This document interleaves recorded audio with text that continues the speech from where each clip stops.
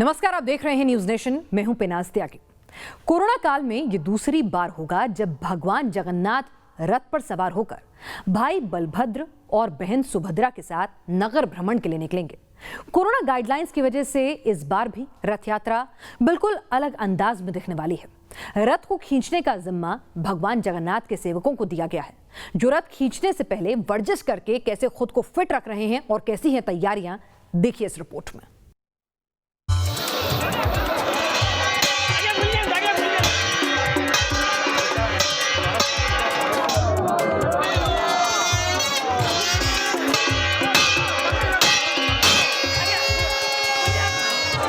Corona के काल में हालात बदल गए, नियम बदल गए, लेकिन नहीं बदला तो आस्था का अटूट विश्वास। हर साल की तरह इस बार कोरोना काल में भी पुरी में भगवान जगन्नाथ की रथ यात्रा निकाली जाएगी। लेकिन न तो पहले जैसे भक्तों का सैलाब दिखेगा, न ही रथ यात्रा का शोर सुनाई देगा। न रथ को खींचने की होड़ होगी, न ही श्रद्धालुओं की पहले जैसी भीड़ होगी।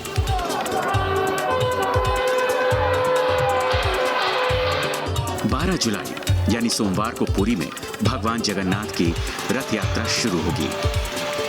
रथ यात्रा कोरोना काल में हो रही है, लिहाजा इस बार भगवान जगन्नाथ भाई बलराम और बहन सुभद्रा के साथ रथ यात्रा पर तो निकलेंगे, लेकिन बिल्कुल अलग अंदाज में। इस बार की रथ यात्रा में सिर्फ सेवक ही रथ को खींचेंगे। पुलिस बल रथ को हाथ भी नहीं लगाएगी। यही नहीं, आम श्रद्धालुओं को भी पुरी में प्रवेश की इजाजत नहीं होगी। देखिए, रथ यात्रा से पहले भगवान जगन्नाथ के सेवक दंड बैठक कर रहे हैं। भगवान जगन्नाथ भाई बलभद्र और बहन सुभद्रा के रथों को खींचने की जिम्मेदारी इन्हीं सेवकों के कंधों पर होगी। लिहाजा रथ यात्रा से पहले खुद को पूरी तरह से तैयार कर लेना चाहते हैं। कल रात को प्रभु की तबीयत ठीक हो चुकी है। उनका बनक नीति या श्रृंगार हो चुका है। इसके पहले चंदन लेप किया जाता है, उसके बाद कुछ देर को छोड़ दिया गया, फिर श्रृंगार आरंभ होता है, फिर मंगल आरती जिसमें प्रभु की धूप दीप से अर्चना हुई। इसके बाद बल्लभ पूजा, सूर्य पूजा भी पूरी हो चुकी है और फिर भगवान के आधार माला यानी शरीर में जो माला होती है वो पहले भाई बलभद्र के पास, फिर माता सुभद्रा के पास आता है, जिसके बाद इन सभी माला को, जिसे आज्ञामल कहते हैं। इधर रथ यात्रा की तमाम तैयारियां पूरी हो चुकी हैं। रविवार को महाप्रभु के तीनों पूजा पंडित सेवक 3 अलग-अलग मालाएं लेकर मंदिर के पटुआर यानी कीर्तन दल के साथ रथखला पहुंचे।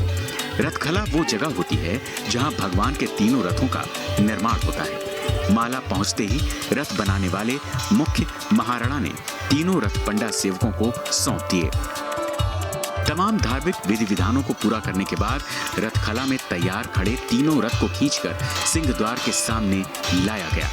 इसी सिंह द्वार से सोमवार को रथ यात्रा की शुरुआत होगी। सोमवार को रथ यात्रा में सबसे आगे भाई बलभद्र का दर्प दलन रथ निकलेगा। इनके रथ पर ताल ध्वज लहराता है। इनके पीछे बहन सुभद्रा का देव दलन रथ पद्म ध्वज के साथ निकलेगा और आखिर में गरुड़ ध्वज के साथ भगवान जगन्नाथ का नंदी घोष रथ निकलेगा। पीतल के ये शीश नील चक्र कहलाते हैं। परंपरा के मुताबिक पूजा पंडा सेवक इन नील चक्रों को कोट सुआंसिया सेवकों को सौंपते हैं और फिर ये सेवक इन नील चक्रों को रथ यात्रा से पहले रथ के सबसे ऊपरी भाग में स्थापित करते हैं। रथ के पास आई, इसका मतलब है कि प्रभु ठीक है और उन्होंने आदेश दिया है कि अब रथ को सिंह द्वार के सामने लाया जाए और उन्होंने हमें आदेश किया कि मंदिर के सामने रथ लगाया जाए। कल महाप्रभु की रथ यात्रा है जिसमें तीनों भाई बहन गुंडीचा मंदिर जाते हैं। धार्मिक मान्यता है कि भगवान जगन्नाथ की रथ यात्रा में शामिल होकर जो लोग रथ खींचते हैं उन्हें 100 यज्ञ के बराबर पुण्य प्राप्त होता है। लेकिन इस बार ये सौभाग्य आम लोगों को नहीं मिलने वाला। कोरोना महामारी के चलते इस बार आम लोगों को रथ यात्रा से दूर रखा जाएगा। रथ यात्रा से ठीक पहले रविवार रात 8 बजे से पुरी में कर्फ्यू लगा दिया गया है। आम श्रद्धालुओं को शहर में प्रवेश की अनुमति नहीं दी गई है। यहाँ तक कि रथ यात्रा के दौरान सड़क के दोनों ओर की दुकानें और लॉज भी बंद रहेंगे। रथ यात्रा के मार्ग पर सड़क के दोनों ओर रहने वाले स्थानीय लोगों को भी दूसरी जगह पर शिफ्ट किया गया है। आमतौर पर पुरी में भगवान जगन्नाथ की रथ यात्रा में देश विदेश से हर साल 10 लाख से ज्यादा श्रद्धालु पहुंचते हैं, लेकिन इस बार न तो बाहर के श्रद्धालु पुरी आ पाएंगे, न ही पुरी के लोग इस रथ यात्रा में शामिल होंगे। प्रशासन की ओर से हर किसी को टीवी पर रथ यात्रा का सीधा प्रसारण देखने की अपील की गई है। आज्ञामाला एक तरह का परमिशन है। जैसे हम अपने बुजुर्गों से अनुमति के बाद कहीं जाते हैं तो ये परंपरा है कि पुरी में कोई भी काम श्री जगन्नाथ की आज्ञा से ही होती है। रथ यात्रा भी उन्हीं के आदेश से होती है। कहते हैं कि पाबंदियों का कोई बंधन आस्था की सीमा तय नहीं कर सकता। भले ही कोरोना के चलते आम श्रद्धालु भगवान जगन्नाथ की रथ यात्रा में शामिल नहीं हो रहे हैं, लेकिन इससे उनके मन में भगवान जगन्नाथ के लिए आस्था कम नहीं हुई है। कुछ कलाकार अपने घर पर ही अपने अपने अंदाज में रथ तैयार कर रहे हैं। तो ओडिशा के सुदर्शन पटनायक ने तो पुरी के बीच पर दुनिया का सबसे बड़ा रेत कला रथ बना दिया। ये भुवनेश्वर की रहने वाली प्रियंका साहनी है। पेशे से सॉफ्टवेयर इंजीनियर है, लेकिन भगवान जगन्नाथ की आस्था में ये कलाकार बन गई। इन्होंने भगवान जगन्नाथ को 108 मिनिएचर पेंटिंग्स भेंट की। प्रियंका ने भगवान जगन्नाथ, बलभद्र और देवी सुभद्रा की 108 पेंटिंग्स खाने पीने की चीजों पर बनाई है। इनमें दाल, राजमा, सोयाबीन, फूल, पत्ती, पिस्ता बादाम, अनार, केला, नारियल जैसी खाने पीने की चीजें शामिल हैं। 26 जून को प्रियंका ने यह काम शुरू किया था और हर रोज 10 से 12 घंटे की कड़ी मेहनत करके उन्होंने 108 खूबसूरत पेंटिंग्स तैयार की है। मैंने 26 जून से शुरू किया। 24 जून को स्नान पूर्णिमा था। भगवान जी का मतलब वो स्नान करते हैं तो ये मतलब होता है कि भगवान जी मतलब हर चीज़ पे है।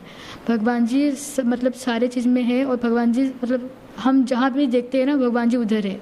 एक एक आर्ट को बनाने के लिए वो डिपेंड करता है। अगर बहुत छोटा आर्ट है तो मैं वो नीडल में बना रही हूँ तो धीरे धीरे 1 घंटा लग जाता है एक छोटा छोटा पेंटिंग।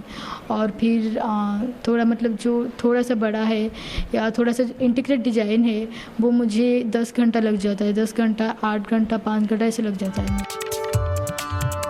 राजधानी भुवनेश्वर की रहने वाली ये मिनिएचर आर्टिस्ट एल ईश्वर राव हैं। इन्होंने माचिस की तीलियों को जोड़कर भगवान जगन्नाथ, बलभद्र और देवी सुभद्रा के 3 रथों का निर्माण किया। रथ में कुल 435 तीलियों का इस्तेमाल किया गया है और इसे बनाने में राव को पूरे 9 दिन लगे हैं।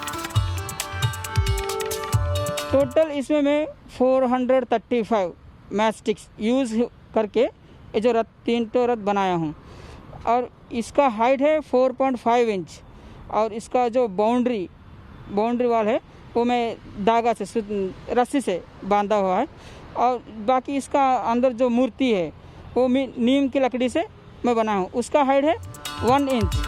पुरी में भगवान जगन्नाथ की रथ यात्रा को लेकर पौराणिक मान्यता भी बेहद दिलचस्प है।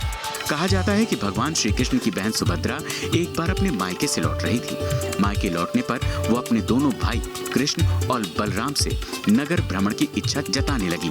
तब कृष्ण और बलराम बहन सुभद्रा के साथ रथ से नगर घूमने निकले। कहा जाता है कि तब से ही रथ यात्रा की परंपरा शुरू हुई। जगन्नाथ मंदिर प्रबंधन की ओर से पिछले कई महीने से रथ यात्रा के निर्माण का काम चल रहा था। रथ यात्रा के निर्माण की विधि भी कम दिलचस्प नहीं है। खास बात यह है कि इस विशालकाय रथ के निर्माण में किसी भी तरह की कील या किसी नुकीली वस्तु का इस्तेमाल नहीं किया जाता है। सर जो जगन्नाथ जी का जो तीनों रथों में जो कपड़ा लगता है टोटल 1250 मीटर कपड़ा लगता है। जगन्नाथ जी का 425 मीटर कपड़ा लगता है लाल पीला। देवी सुभद्रा का लगता है 400 मीटर कपड़ा लाल और ब्लैक। बलभद्र जी का लगता है 425 मीटर कपड़ा लाल और ग्रीन लगता है। रथ के निर्माण में जिस लकड़ी का इस्तेमाल होता है उसके पेड़ का भी खास तौर पर चयन होता है। इसके लिए विशेष रूप से सिर्फ नीम की लकड़ी का इस्तेमाल होता है। इसके बाद मंदिर के अलग अलग हिस्सों के निर्माण में सैकड़ों कारीगर लगते हैं। Team news nation.